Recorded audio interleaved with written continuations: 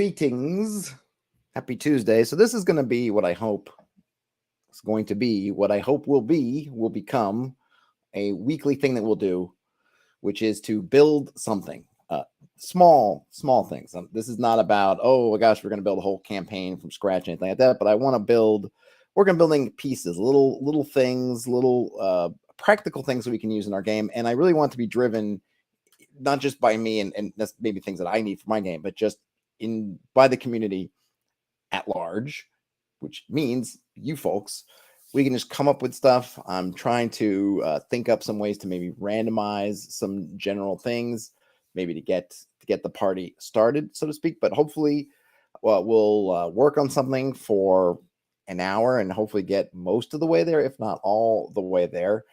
Everything we do here is going to be on the forums. So go to forums.hexed.press, and all the videos and all my streams have their own thread, and I'm going to put everything in the thread. Toolkit Tuesdays. I like it, Terrence. I was definitely struggling with the name. That's better than anything I came up with. Let me take a swig here of mint green tea Spindrift for the working man. To that end, I have started to set up a whiteboard for this. I just put up some generic kind of things because I figure we'll need them. So the idea here is, what are we going to build? And it could be, and I'm not trying to build necessarily this is not an exhaustive list, and we can expand or contract or do things with this, but basically just to kind of get us going. Hey, we can work on a faction. And I mean these to be kind of generic, presumably fantasy, though I'm happy to work in other genres too, but essentially stuff that the kind of things that we all love, which is you can just take this thing and just put it in your game, not a whole bunch, not tied into a whole setting, not having a whole bunch of threads that need to be resolved. If it's a location, something that's self-contained, so that if it's a woodland location, you can drop it in any woods you need. If it's an item, obviously you can put the item anywhere. If it's a plot, you can attach that plot to, and by plot I mean kind of a scheme, not a plot in terms of a story, but hey, the scheme to assassinate the king or something like that, right? Something that's some kind of scheme that a faction or other person might do. A creature, if we want to create a monster or something of that sort, or that would include kind of NPCs, and dealer's choice. If I just want to pick something or somebody else has a need, I'm happy to submit and say, hey, someone needs something. If you need something for your game, drop it in the chat, or if it's between these streams, let me know somewhere and we can work that in. So I don't have anywhere to get started. I figure for this first one, I'll roll a die. I'll just roll one here at my table and I'll see what we get, and we could kind of go from there. And some of these may be faster. Maybe we can get more than one done. I don't want to promise that because I enjoy getting in the weeds, and things tend to give some effort, more effort than we might think. So I rolled a 4, which would be a plot. Maybe I'll write in here plot/scheme.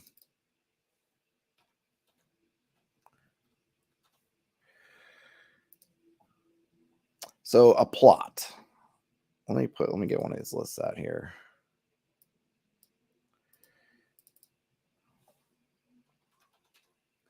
That's a tough one kind of to start.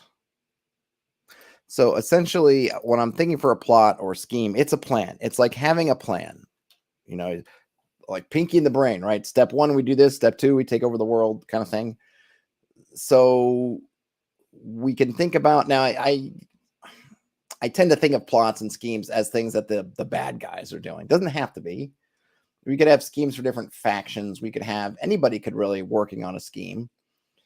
I don't have a way of, this is the one thing, especially starting out, is we don't have anybody to attach the scheme to. So it'd be kind of a generic, whoever would be a generic scheme. And if you've got ideas, throw them out in the chat. But the scheme would be the plan, what you're trying to do. So if we look at, let's say, some kind of heist, let me think if I can think of an example from a movie. Let's say Heat. So they want to take down the bank. So they go, and the plot points or the sort of steps in the scheme would be, right, get the plans for the bank, case the bank, get countermeasures for surveillance, and then do the actual, take down the bank, right? Case the bank to get kind of numbers. So those would, and I'm sure there's probably more steps. I'm not Neil McCauley, so I'm not well versed in such things. There might be more stuff, but essentially we can think about, okay, those are those steps. Now they may not all work out as planned, and that's not really the idea. But the idea is just to come up with, hey, if we needed a scheme for a bad guy, good guy, somebody else, somebody might say, you might be in your game and you think, oh, I've got an evil prince.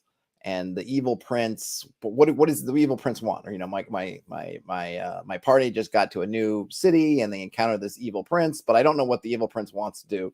Then maybe you could pick up one of these plots and say, aha, the evil prince wants to, take over the kingdom, and here's the kind of steps they're going to take to do that. So maybe we'll just do it at the start. I'll come up with some methodology for this, but I'll just put for an evil capital I, or maybe it doesn't even have to evil, but I don't know, maybe scheming for I'll put evil, whatever.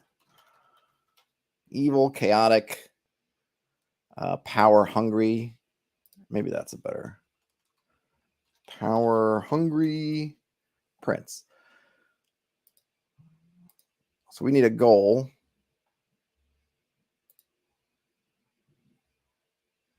And the goal would be to take over the kingdom. Hey, Gashrin.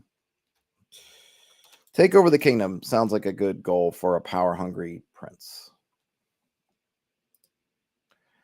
And then we need... what do they need?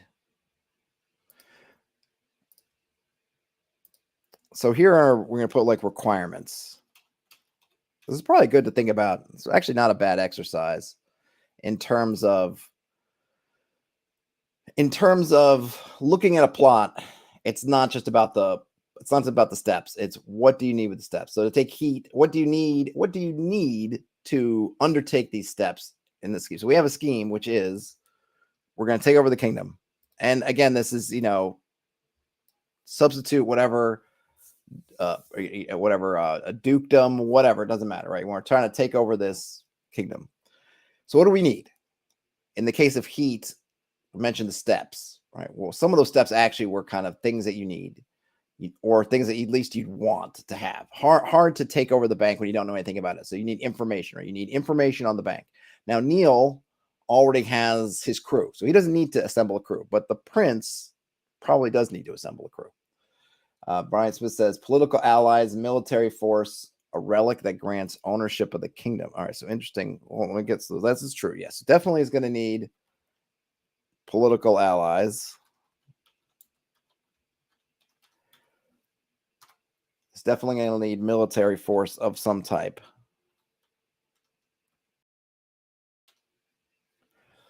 Now, relic that grants ownership of the kingdom. We talking magic, or are we talking like having the stone of Skoon or whatever? That's something that I have the crown. Whoever has the crown is king.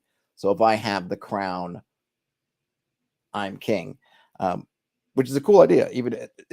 So some kind of maybe a potential. Maybe that's not a requirement, but it's sword and stone vibes. Maybe I'll take that as requirements and put it in. We'll make another thing here.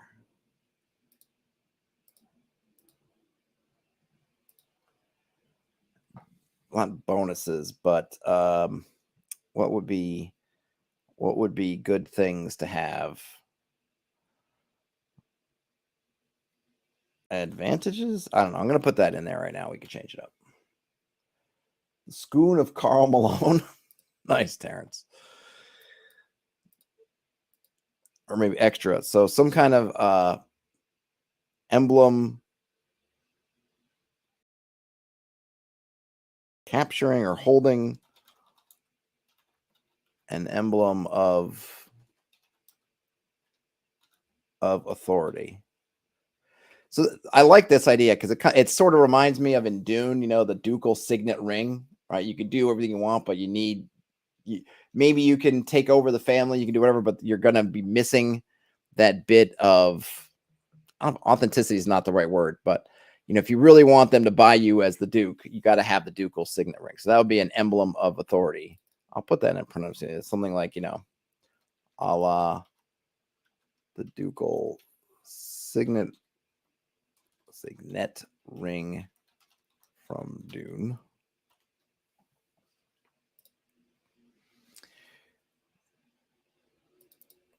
Should I call this nice to haves? Nice to haves.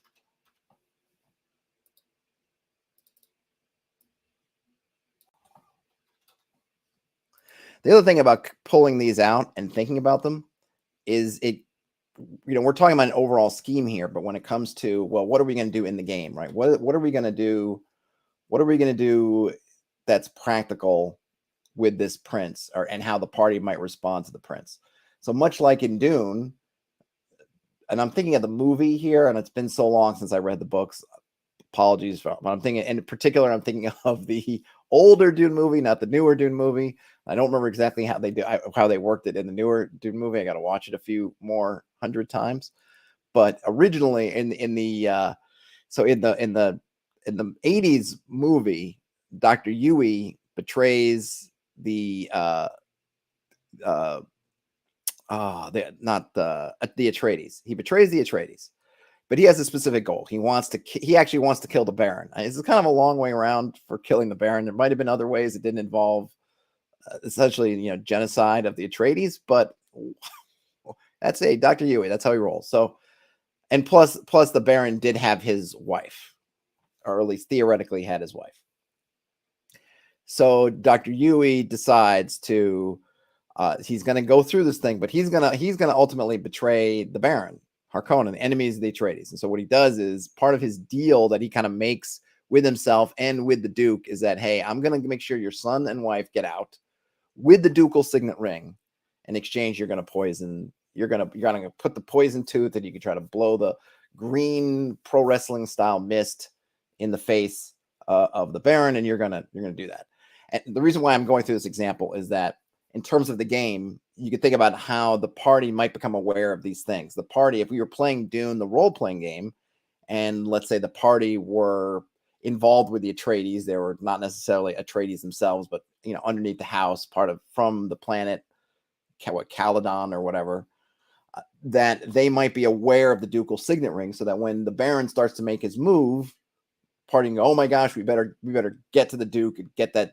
If the Duke is dead or something, we better find him and somehow either get him out, or at least get the ducal signet ring to safety. In the same way, with our power hungry prince scheme here, a party that's aware of this emblem, be it a ring, be it a crown, be it a scepter, be it something that gives them something. Hey, we see this plot is taking place. What can we do to try to stop it? Well, they're not going to be able to proclaim themselves rightful ruler if they don't have this emblem of authority, whatever it is, a ring, a crown, a scepter, a mace. It could be magical, whatever. Terrence says that the doctor was working around some deep imperial conditioning. So his plan was kind of self-sabotage from the start, right? I remember there was the imperial conditioning. I'm not trying to get too deep into Dune, but I just want to do it kind of, hopefully that will help explain the concept here of having some kind of emblem and just having something in play, because the idea behind these things is we're talking about it, we're writing it down, not just so that the prince knows, but that this stuff can leak out into the game so that the party can also try to intercede. It gives them an angle. Hey, how does the prince take over? Well, maybe the party could try to stop them from getting political allies. Maybe the party could try to stop them from building a military force, or maybe they could do this other thing, which isn't a total stopper, right? This is not a showstopper, having the emblem, but it does hurt. And especially if they can give that emblem to somebody who may have a claim, then it becomes maybe, even more, if that makes sense. Brian Smith says, love an evil prince with some kind of ace up his sleeve, like making a devilish bargain or something to turn the tables on a hierarchy that may be otherwise set against them. Those are all cool things. I'm down for deals with the devil, though I don't know if that would be, we could have that in the scheme. I feel like that's maybe more specific, but I don't know. This is the first time we're doing all this stuff, so I don't have great ideas about how how generic versus how specific to get into. We can look at, maybe we can have a section here on, we don't even have our steps yet. So we need, what do we need? We need path to, let's call this path to victory. And then we can have something else, maybe called, I don't know, backup plans, contingencies. And then I'll put yours in contingencies, which I guess I spelled wrong. How did I spell it wrong? No. Spelling suggestion.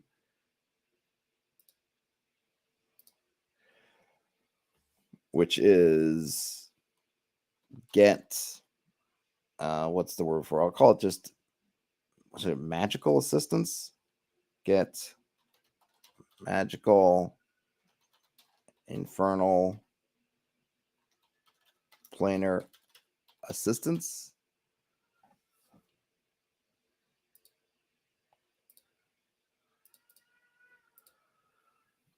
So the path to victory, and this is where we're really getting the meat of our scheme. So one, we've got that assemblage of requirements, right? Which is getting political forces, political allies, getting military forces. Maybe I'll spell it out. Well, no, I'll just put that there. Requirements. We wrote the requirements, so I'm going to do that.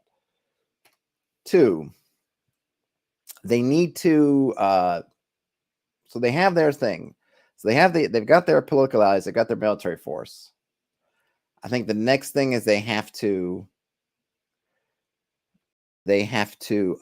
isolate and capture, kill the sovereign. Right? I would think that they have to do that. Terrence says maybe he has secret minions in the form of a thieves guild or criminal gang. Nice to haves. I'll put that there. Oops. Underworld criminal connections. I mean, I don't think they need to have it, but it's certainly a nice to have. And also a nice thing about these things too, when you're thinking about that, because remember, I'm trying to think about, okay, if you put this into play, so you take this plot, you put it into play, what are we doing, or how does this affect the game?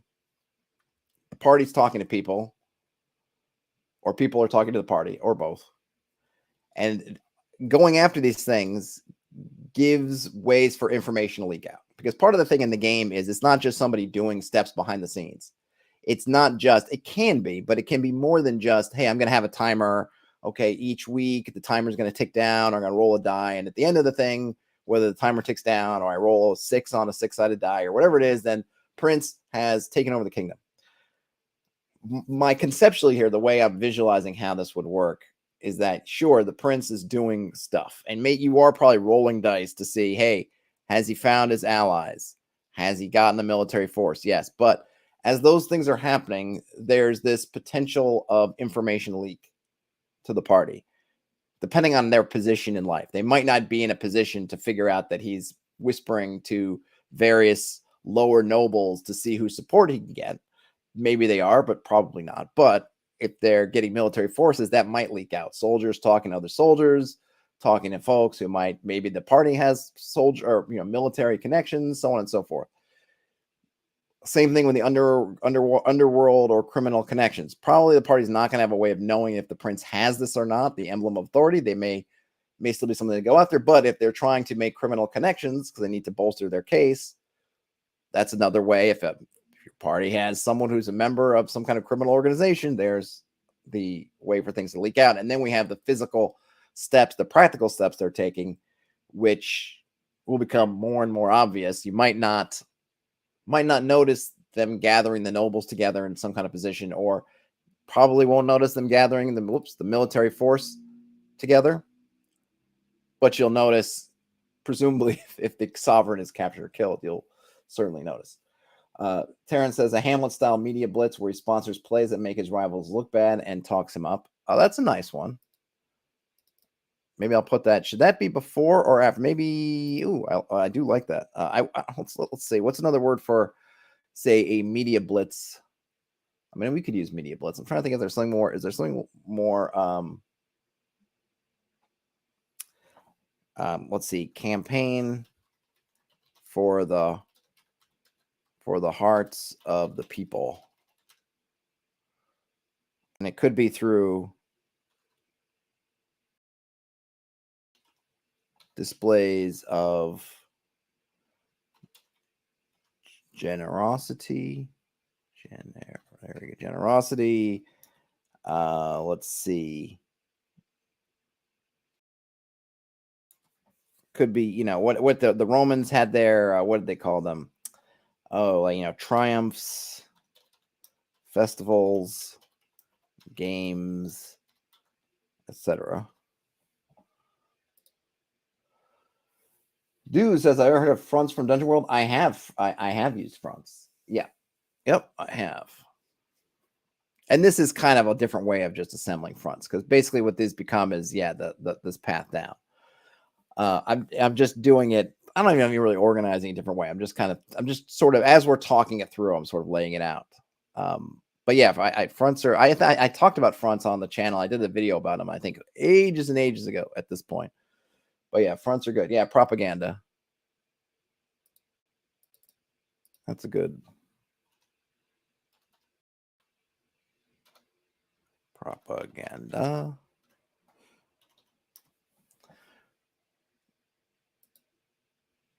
Yeah, because really isolating and killing the sovereign is probably the last. Well, there's one other thing, which is to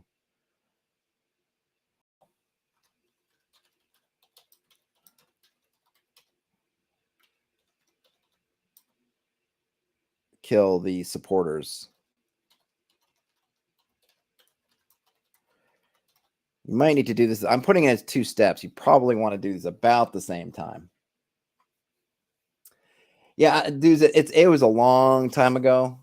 I think if you search for Dungeon World on the channel, it will come up. I think it was part of something else. It wasn't just on fronts. I looked at a couple things from Dungeon World, I believe.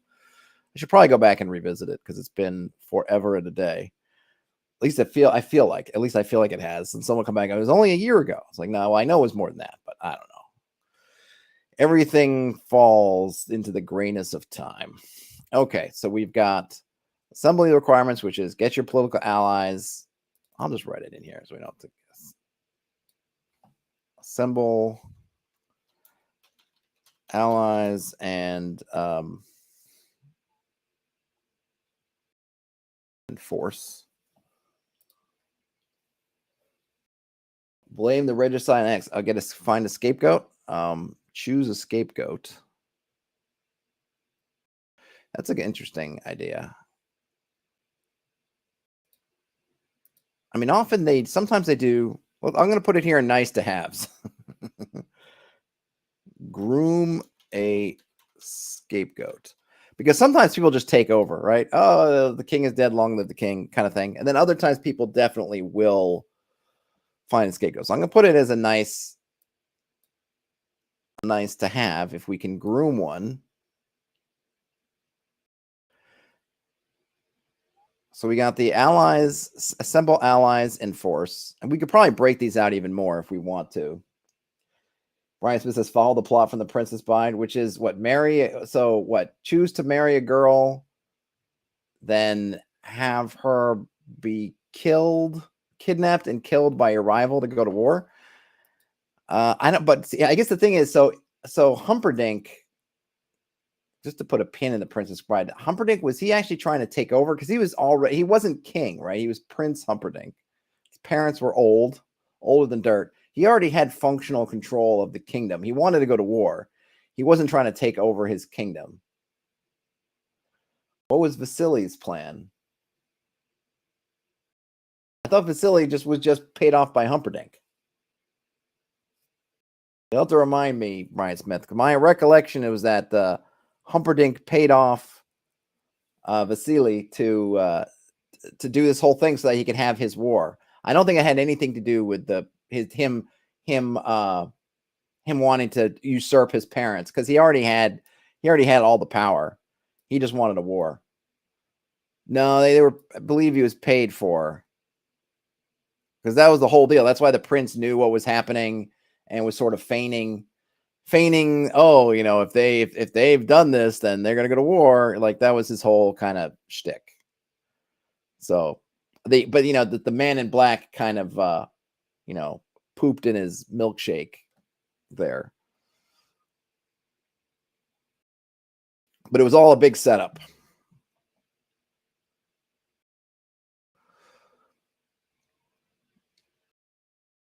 I wonder, is it worth? Now, here's a question to ask for you guys.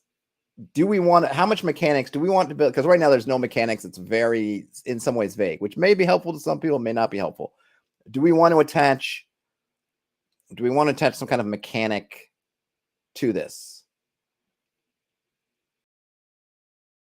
Is that helpful? Would it be helpful to say, hey, over time, if there's no intervention, every week roll a die, and then if this comes up, would we like that? Null Terminator says, alternatively to killing the supporters, there could be a separate propaganda branch aimed at undermining support. I think that's already happening. I think what's happening is we're trying to do here, but there's always going to be a few people. I don't think you're ever going to turn everybody. So once you've done this, and then you get to here, whoever's left that is still hardcore in the king's corner that you're killing. So I think that is kind of what you're trying to do in part of that propaganda phase. But you're not going to get everybody to turn. I mean, unless the king is hated. Like, if this was a king who was despised, maybe in the end the king's alone. But even then, there's probably somebody who is, has been advantaged greatly by their position, who doesn't want to give up the old king.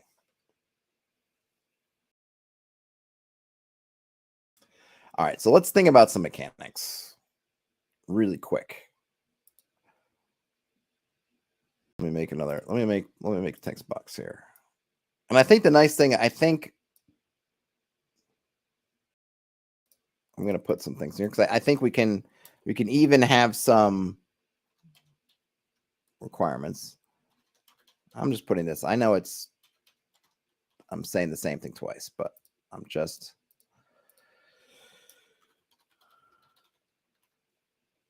All right, so let's see, what do we want to do? So here we go. Let's throw some mechanics here. Let's get some mechanics, because this will be useful too, because if we do more of these, I want to have the different steps. And this is always, and we can make a note of this, but I always presume that these things are what we're setting up the timetable for these in assuming there's no intervention. Assuming there's no intervention, what kind of time frame we're talking about? Obviously, you want to, if depending on your type of campaign, you're going to want to mix in actual stuff. Hey, dudes, thanks for joining. I don't have a little clapper thing, but thanks. Let's see. Make those in favor. This is an alternative. It said, make those in favor think things are going to fall out from under them because of the current leader. Yeah. Definitely. I mean, I'll put that in here. Yeah, that's sure. Undermine support for sovereign. So yeah, so basically you have your positive campaign that's trying to win people over, and then you have a negative campaign running in parallel that's trying to make people understand how terrible things are. So I'm going to say these things, I'm going to say monthly. So necessary requirements. I mean, do we want to get complicated? Just monthly, roll D6.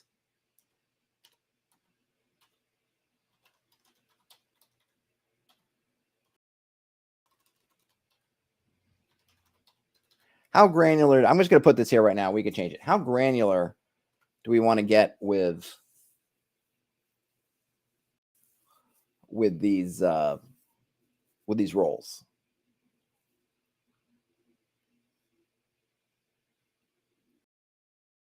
What do you think?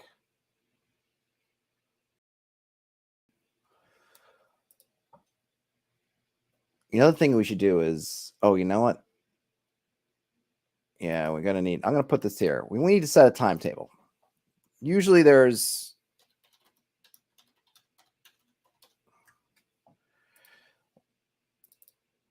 set the deadline.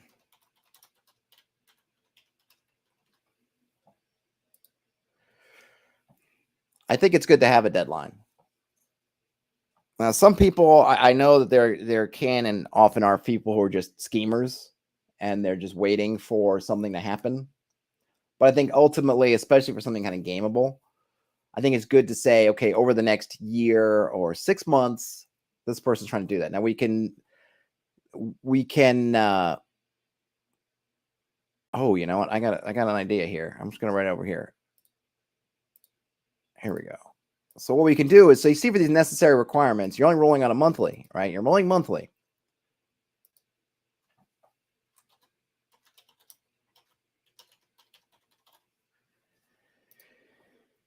And you might be thinking, well, gosh, Todd, if he needs to do this in 6 months for whatever reason, and it could be driven by their own mania, right? It doesn't have to be that, well, because you might ask yourself, oh my gosh, why should there be a deadline? He's the son. He's tired of his dad, and he's just going to wait around and wait for the right time. It's like, maybe, yeah, you could play that, but you could also play it that this guy is unstable. And if he doesn't do this in 6 months, like, he's going to be torn under. He's going to do something foolish, stupid, whatever, so that there's a timetable. And that timetable will give us things to play with in terms of, we're going to consider a faction turn for this prince doing stuff. We want to consider what actions they take and what effect those actions have. Since we're talking very vaguely here and we're rolling dice, hey, I rolled a 6 means he got political allies he needed. Then we might want to think about, well, what does it mean if they fail the roll? What does it mean if they succeed? And how might they adjust the math, kind of thing, right? How might they get an advantage, and what might that mean? And so I'm gonna use, and again, this is all off the top of my head, so we're rolling with this. It will probably get amended over time, but basically, I'm gonna say that we can, every I don't know, every, what's the word? Maybe every session. I don't know, or every every session. And I'm going to write this out. I know it feels kind of clunky, and it will seem clunky until I kind of get it out. I got to get it out of my brain. But basically, every once, okay, let's do it this way. Once per session, when the party seeks out rumors, there is a 1 in 20 chance some some hint of the scheme is revealed. Okay, so we're talking, D20, all 20 on a D20. Does that make sense? It's there's going to be more to it in a second. Hey, Terrence, I'm glad I was able to give you some ideas. Or I should say we. So once per session, when the party there's a scheme in play, and the party is somewhere where that scheme is in play. It's not, oh, I'm over on one side of the world, and I'm going to get a rumor of the scheme on the other side of the world, but, I could write that into, but hopefully it's understood. If you're somewhere where the scheme is taking place, you're in the region, and you go into the tavern, you ask for rumors, we could roll a D20. And if you roll a 20, this is peeking behind the screen, then you can replace one of the rumors that they might ordinarily get with, like, I've heard the prince is unhappy, something's going on, right? Whatever it is, you can think about. You can even have the rumors pretty much based on wherever this plot is. We can have now. So we have it on a 20. That's kind of step 1. Step 2 is that the schemer can increase their chances on a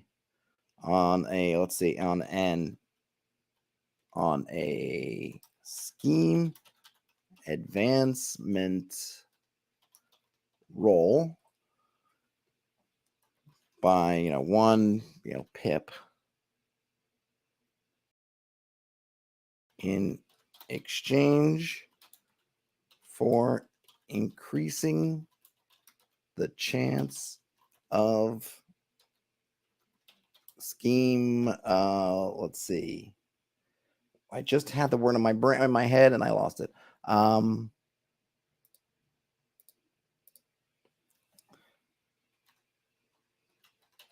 Ability increasing by 1. Okay, so here's the idea. You can let me know if it makes sense. So once per session, the party is in a town where the scheme is going on. So let's just say you're in in the town and the prince is scheming in the capital city, whatever. Prince is scheming. The party's blissfully unaware of any of this is happening, but they're in the tavern because they're looking for their next job, next thing. And you're going to have the list of rumors that you want to give them anyway. You could roll 20. If you roll a 20 by default, that would be something goes on. Someone goes like, oh, I heard the prince is unhappy, or did you hear about this or that? Something that would say, oh, the prince. Okay. Now, if you're the prince or as the GM, when you're playing as the prince during the prince's turn, when the prince is trying to work through their scheme, we've said they get their necessary requirements, which are kind of the big things you need. And you're only rolling once per month and you're only having a 1 in 6 chance. This is what we're doing as default might change. You as the prince might say, oh, I need to do better than that. I need to up the speed on it because I want to get this done in 6 months. I've got 3 requirements, which means I would only get 3 things this month. I need to at least try to get up on one of these. So then I'm going to say, you know what? I want to,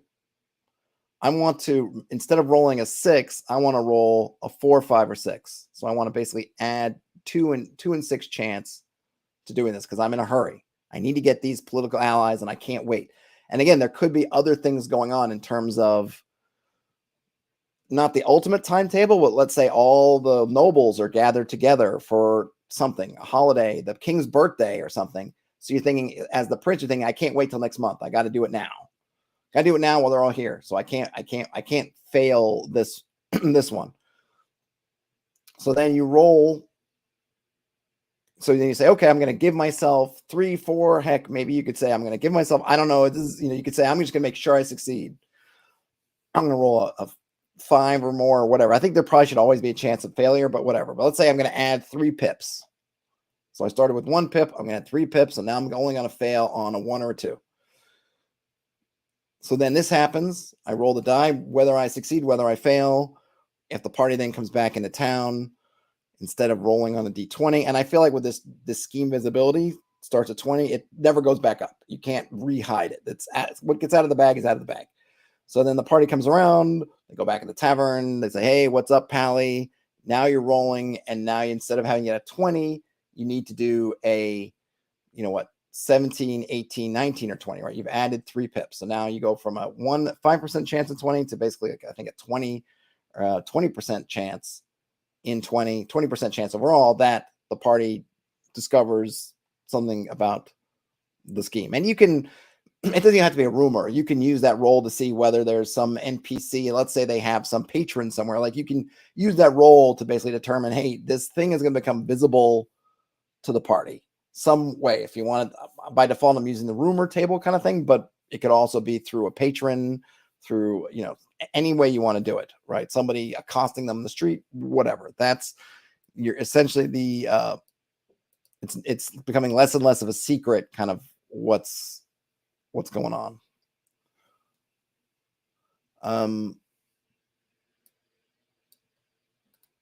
Let's see. So I'm going to put necessary, nice to haves. So necessary requirements, those are the big things. So I kind of feel like we're doing that. You have that sort of pyramid.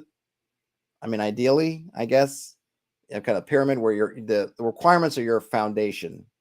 right? And so those take the most time, potentially the most subtlety, the most, in a sense, I don't want to say skill, but not the most skill. But doing this is a lot of that groundwork. It takes time to kind of to sort of figure out who's has potential to be on your side, then to court those people, to figure out which of your generals or whichever, depending on your game, if it's feudal style, then these two might be connected. Your allies are your political force because that's where you're getting all your military from. You're getting it from the various lords underneath you. So getting them to your side is the same thing. But either way, whether it's one or two things, it takes time. So that's why I feel like monthly is good. And then maybe nice to haves. I think I'll put these are also these are necessary, these are optional. I wonder if these are also your necessary requirement. I mean, are that longer time frame? I mean, you think, oh, I get the, the one thing, it's like, oh, I get the emblem of authority, right? That's easy, but it's not easy because, if it's the ducal signet ring, then you can't just take it because the Duke's got it all the time. It's around his neck or it's on his finger.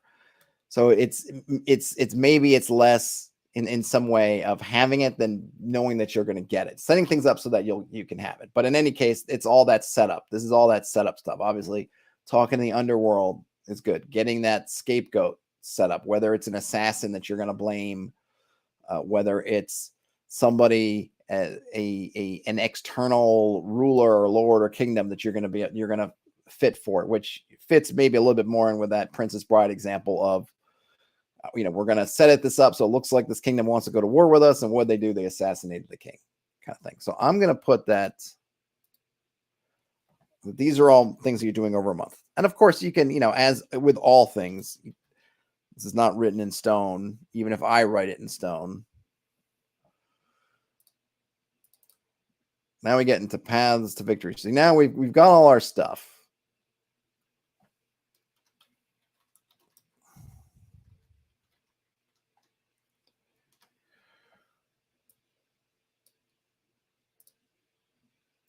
And now we get into what we're doing here. I'm going to say this is weekly.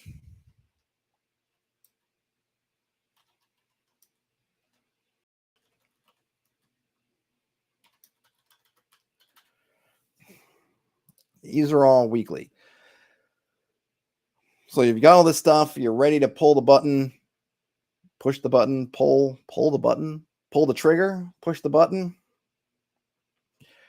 And then, okay, you put out word, gather the troops here, get in position. That takes potentially a week, maybe more. And, the thing is that, hey, some of these things, right, we're rolling dice. So sometimes it might happen fast. And then you just say, oh, wow, how efficient they were. And then sometimes it's going to be slower.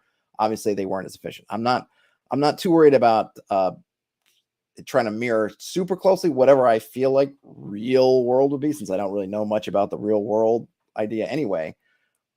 Trying to keep it kind of nice and simple, and trying to use lengths of time that are hopefully simple for folks to adjudicate, and not be like I don't want to roll dice for the amount of days.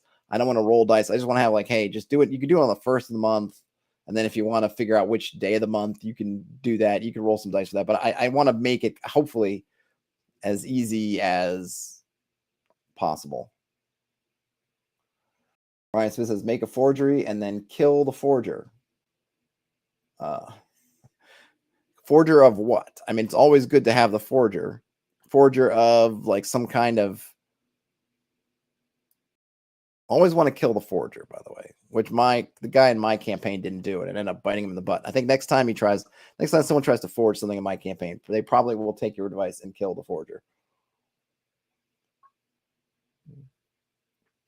Oh, the emblem. Forge the emblem? Well, I think what we so I think what we can do here, and we will see.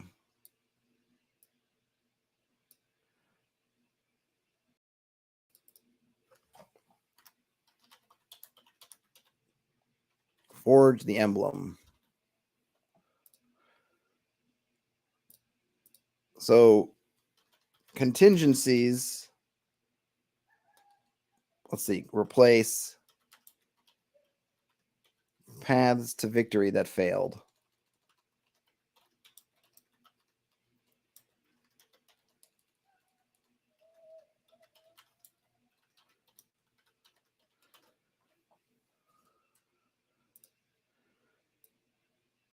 So this would be, so get magical infernal planar assistance would be, you know, from a military ally failure, or setback, I should say.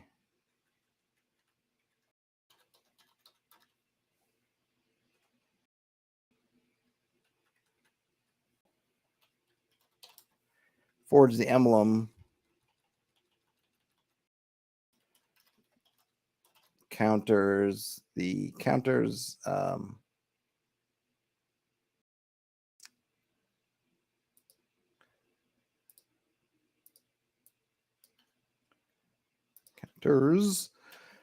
counters, let's see, authority.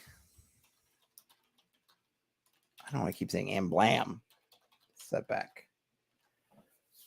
All right, Terrence, thanks for coming. Yeah, I'm gonna, after the stream, I'll try to get all this organized on the forum. There will be a thread there. So anybody who's interested in this and then needs to go or whatever, or you just want to, or if you're come by and check it later, go to forums.hexed.press and you can find it. So we have contingencies.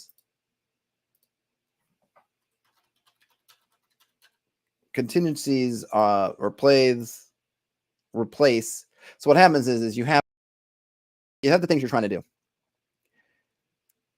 All right, actually I should put in here, replace requirements or. Oh, I keep forgetting the N in contingencies. I think that's why it keeps getting dingy me. So what happens is we have these contingencies replace requirements or passive victory that failed. So we have the things we're trying to do. And then if those fail, you bring in your contingency plan.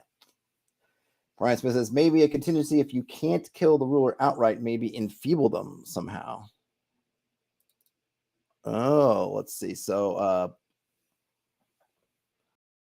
I'm just going to keep it vague so we can sign line the sovereign. Counters. Capture, kill.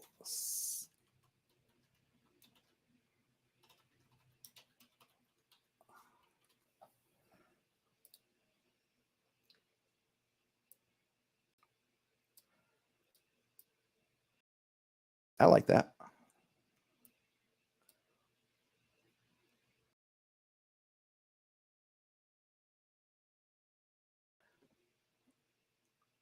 I like that.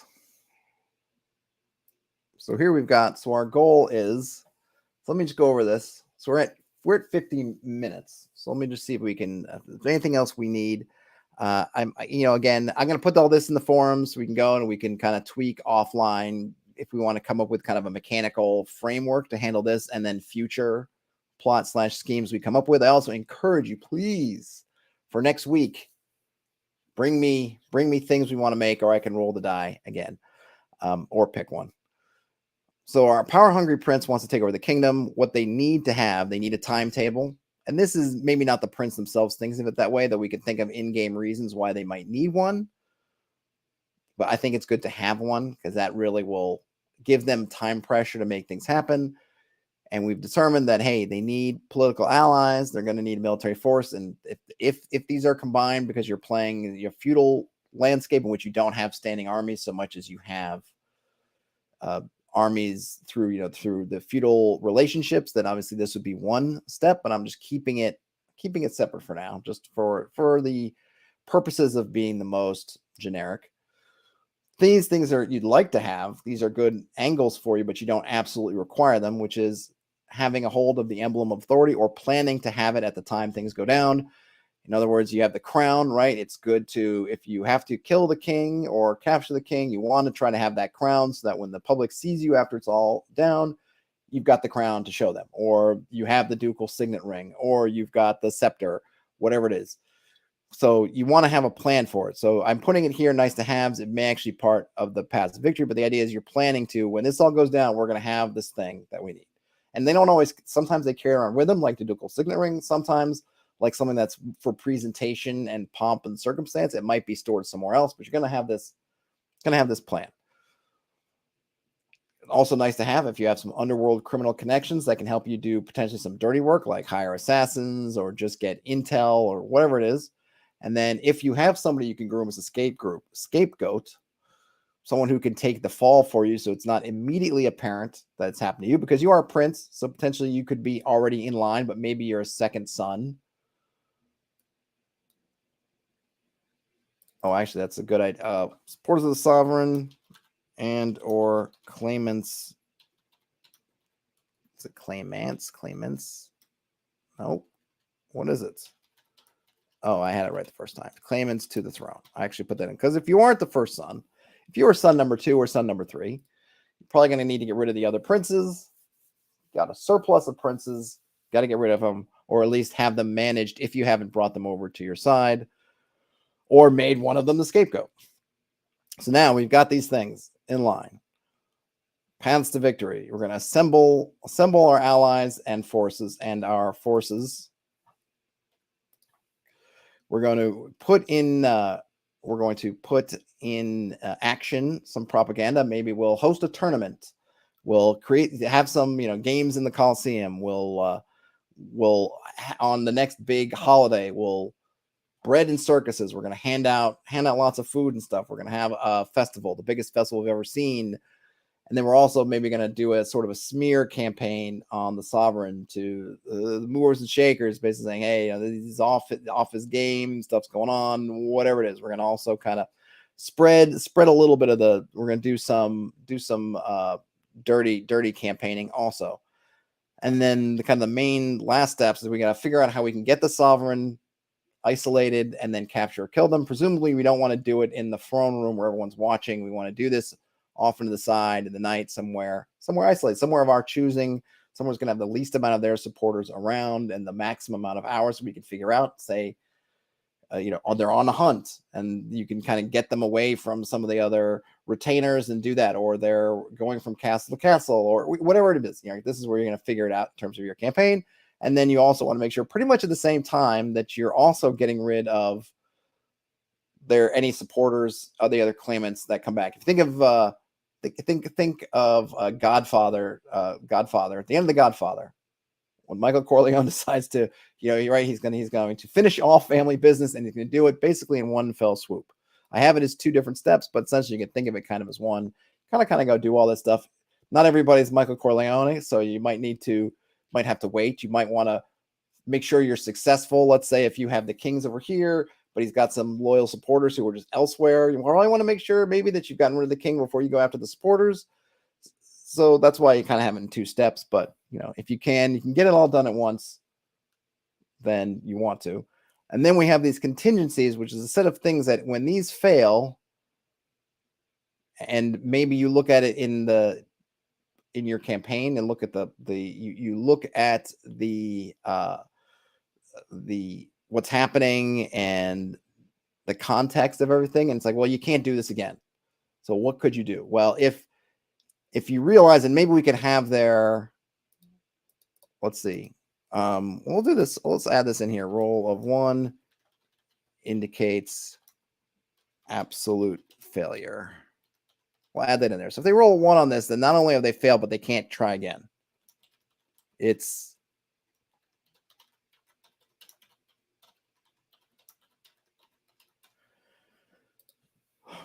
So these contingencies are, okay, so you're rolling this die to see if you're succeeding or not, and you can try to adjust this die, but then that also affects how visible your scheme is.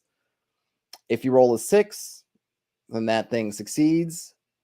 If you roll a 1, and 1 will have that just be absolute. You roll a 1, then it's not only has it failed, but it's failed so poorly that now that thing is off off the table. So if it's a requirement, then you need to make sure there's a contingency. Otherwise, the path is the plot is stalled, right? You have to have it. You can't you can't take out the king if you have no allies. So you have to have it, right? So you say, okay, we got to have this. So if this doesn't work, then I got to think about what is the contingency. Maybe we decide here that the contingency is, well, they're going to try to get some support. They don't have the support of the people, so they're going to try to get support from an extra planar, magical, mystical, divine, infernal source instead.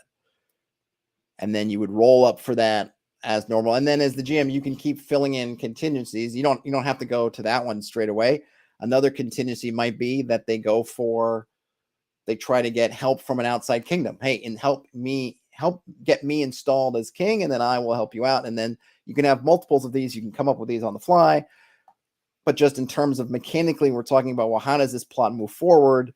You got to get your requirements and whatever nice to haves. Then you have to go through on your path to victory. If any of those things fail, sometimes they fail, you can keep going. It's just a matter of slow, right? If you fail and you rolled a 4, it just means that it's taking a long time or taking longer. So then you roll next month. But if you roll on a 1, it means you ran up against a brick wall. Like whatever it is, they don't like you. The prince, you're like Prince Joffrey, where people are afraid of you, but they certainly aren't going to help you, kind of thing. And then you got to look at, well, what would Prince Joffrey do next? And you do that. I think the big thing to close this up, loop it up, is how useful. So again, I'll write this up in the forums on forums.hex.press. Just say it again. I'll put it out there, and you can see what we have here. In terms of helpfulness, is this helpful? Do you feel like this is enough? Or how would we need to flesh this out to make this kind of a sort of a finished thing? Do we want more specificity in terms of names and things like that? What do we want? Do you think like you could use this? Do you think if you got this and say a 1-page piece, this would be good enough for you to use? Would it take too much? You feel like this is leaving you too much prep that you would still need to do? Tell me now, or forever hold your peace. Well, no, not forever hold your peace, but don't hold your peace at all. Tell me, what do you think?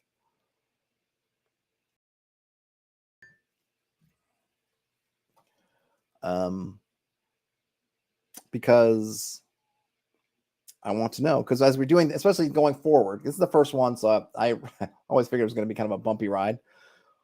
But it would be nice to have a template, so to speak, of, okay, how do we want to round these off so that somebody can go and pull one of these out and it can be useful without it being like a whole micro setting in and of itself.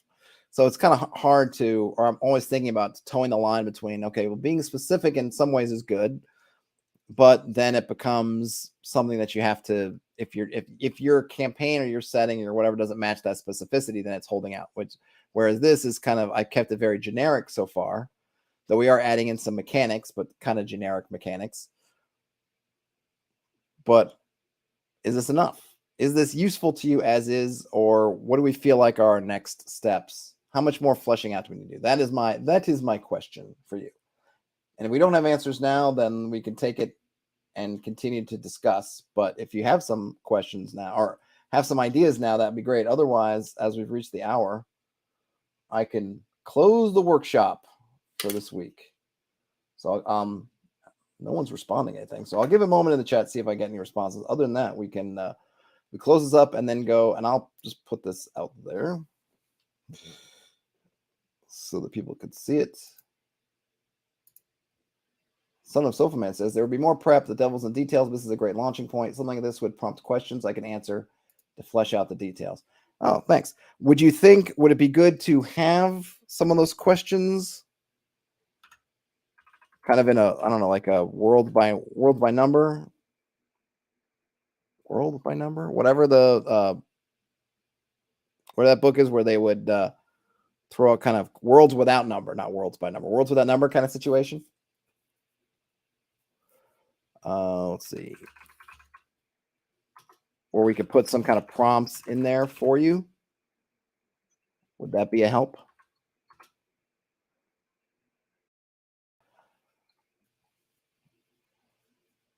Where do you draw the line? Indeed, unknown.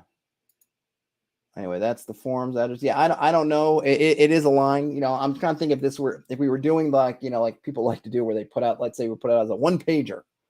So we could write this up on one side of the page, and we could have some room on the other side of the page. Well, not the other side, but you know, if you had two columns, one big column, one narrow column, we had this content in the big column, and then we had the narrow column. We could probably actually add room to have some kind of leading questions. Mariah Smith says groupthink random roll tables are fun. Whoops. I don't want that. Undo and off. Sure. And this one though, I'm not sure what we could probably come up with tables, but I feel like this is more like a recipe. I look at this as a recipe, right? You kind of, except you're bringing your own ingredients kind of thing. You know, it's you're going to be bringing your own. It's like you're going to look in your fridge, bring out your ingredients, and this will help assemble them. So it's not so much about tables, because we're not. I mean, I suppose everything's to try to inspire in some ways, but yep, I agree. So on the Sofa Man says random tables are fantastic. Often used for inspiration rather than use items from the tables. Yep. Prompts could be useful. Okay. All right. Well, we'll end it here. There's the link. I think I spelled that correctly since I typed it out manually. Forums.hex.press. There is a thread for this stream there. I'm going to throw all this stuff in there, and then we can try to hammer it out, discuss. If I do put it together in kind of nicer form, I'll probably maybe Patreon it or something. You guys will have all the things are out there. But if I do make it nice or something, I don't know. Maybe I'll do something like that, because I always want to reward folks who support the channel. So maybe I could do that. But everything will go in the thread, and then folks can use it as they will. Null Terminator says might be fun to envision it as a GM point crawl. Interesting. Howard Hughes, nice to have you here. Thanks. I'm glad you appreciate it. I'm happy you joined. GM point crawl. I wonder what a GM point crawl look like. You could definitely envision these as a point crawl. I may have to play around with that. That's an interesting idea, Null Terminator. But the only a problem with a point crawl. Well, I don't know. I'd have to see. I don't think I've ever looked at any point crawls of this kind of sense that weren't sort of map oriented. So it'll be interesting, because you could definitely pull this stuff out and map it. I mean, I could do it inside of here, put these in bubbles and sort of connect them all around. I wonder if it becomes too complicated, but we'll see, because maybe that would be a good way to visualize what's happening. I shall put a think on it, and again, go to forums.hexpress, and if I do figure out a way to sort of mind map it or point crawl it out, then I'll post it there. Otherwise, we'll keep discussing it and refining it, and bring your ideas for next week. I'll either roll and randomly we'll come up with something, or if you guys have something that you need, I'm happy to help. We fill in a need, because that's kind of the whole idea here, is that we can fill in each other's gaming needs, have some fun, and use our imaginations. Null Terminator says all out plans have flowcharts that works. That's why my mind goes. I say, I know those kinds of trends. I'll see if I can figure it out, because those are usually like one word kind of things instead of with a bunch of text. But I'll look it up. I don't do a lot of flowcharts myself, but they are intriguing. Maybe for a generic one, like I could see maybe not the specifics, but for the generic thing. Anyway, all right, I'll work on it. Interesting. Things to think about. All right, folks, if you could give a thumbs up on your way out, that would be awesome. If you found yourself in here and not subscribed to the channel and you feel like subscribing, that would also be awesome. Otherwise, have a great rest of your day or night, whenever you end up watching or listening to this. Game on, everybody, and I will talk to you later. Bye now.